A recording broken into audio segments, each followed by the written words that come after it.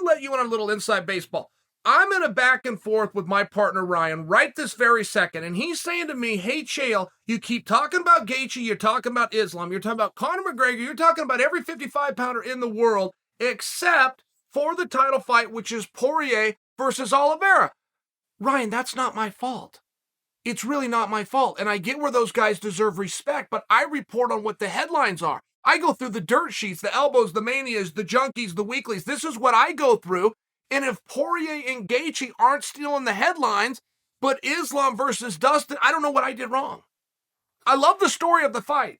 And Oliveira, who has won me over, in all fairness, he won me over because of his friend Gabriel Checo, who has called me and said, Chael, you got this Oliveira guy all wrong. This guy's a star. He's just not great with the English. Works his ass off. He's a great example. He's a hero in the favelas of which he never left. I hear these beautiful things about Charles Oliveira. In all fairness, Charles Oliveira's rise to the top was as slow as molasses moving uphill because he wasn't captivating. He had a manager who allowed him to change his appearance every time he fought. He would weigh in dark hair. He would fight with blonde hair. He would go to a press conference with glasses like Clark Kent. You'd have to hit the refresh button 4 times and go, why do they keep calling this guy Charles Oliveira? Oh, that is Charles Oliveira? Right, it was just a problem. There's a reason that Matlock wore the same light blue suit every time he tried a case. It's called branding. There's a reason that Conor McGregor for well over 2 years didn't show up on TV without having a bow tie on. There's a reason that Tony Ferguson wears sunglasses even indoors. It's just called branding. And it's simple. And it works. But if Hulk Hogan at any point in the 80s showed up wearing anything other than red and yellow, it would have been a problem. It was branding. So I bring that to you because now that Charles Oliveira has got the opportunities and he's got the belt and he's proven the best, it's incumbent on him. He gives me a story, I'll tell it. But guys, we have this age-old question that never ends. And I see people where they're blaming Dana or they're bringing Coker or they're blaming Chachery. I see the same thing where they say, I'm not being promoted enough. And I want to stop you right there. Stop right there and tell me what that means. What does it mean to be promoted? Because I know what you're going to say. You're going to talk about countdown shows. You're going to talk about photo shoots. You're going to talk about billboards. You're going to talk about main event featured. You're going to talk about 24/7. You're going to talk about fight lures. You're going to talk about digital.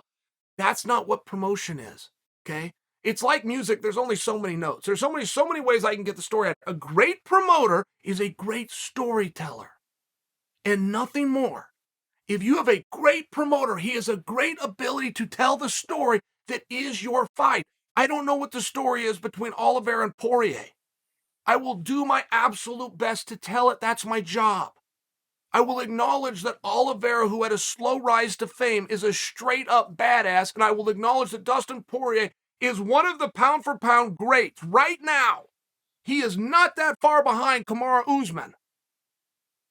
Think about how great Max Holloway looked over the weekend. You want to know one night Max didn't look great? It was the 5 rounds he got his ass kicked by Dustin Poirier. I'll tell the story, but is that what you want to hear? You want to hear resumes? You want me to do a tale of the tape?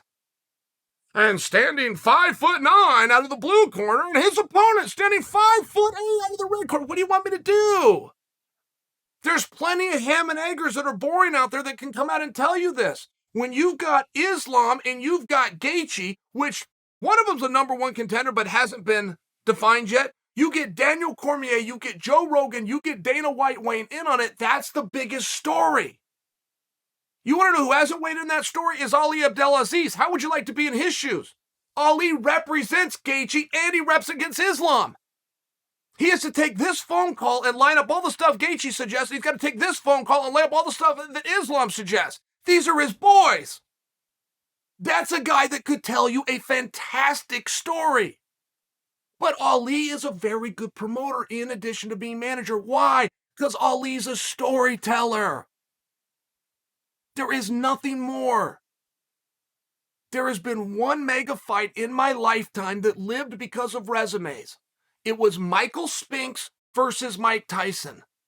29-0 versus 30-0. The Olympic medalist against the guy that didn't make the team. The undefeated pro at lightweight versus the undefeated pro at heavyweight. Their stories sold. Sports Illustrated could put somebody's has to go. The whole bit, and it worked.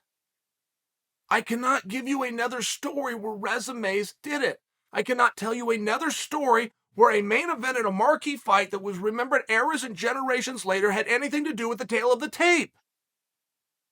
I can tell you what Gaethje and Islam are doing right now has roped in Rogan. It's roped in Cormier. And it's roped in Khabib, who's trying to wave this magic wand over his guy, Islam. Khabib never spoke up for anybody, including himself, ever. That's compelling. It's very interesting. And Ryan wants to know why I'm not talking about Poirier and Oliveira. You give me something to talk about, I'll go. Anything. One line. What is on the line here? What is this fight about? Poirier is being pulled in 5 different directions. He's about to fight for the world title, but he has one of the biggest fights looming over him the sport has, which is McGregor versus Poirier. Does that fight take place if Poirier is the champion? I can't see how it possibly would. And then does Poirier draw into a rematch with Gaethje, or does he draw in with a first off against Islam? Because that is a very different fight than Oliveira versus Gaethje or Oliveira versus Islam. So we don't have any of the pieces down. Ryan wants me to come and tell you a story. I don't have the story yet.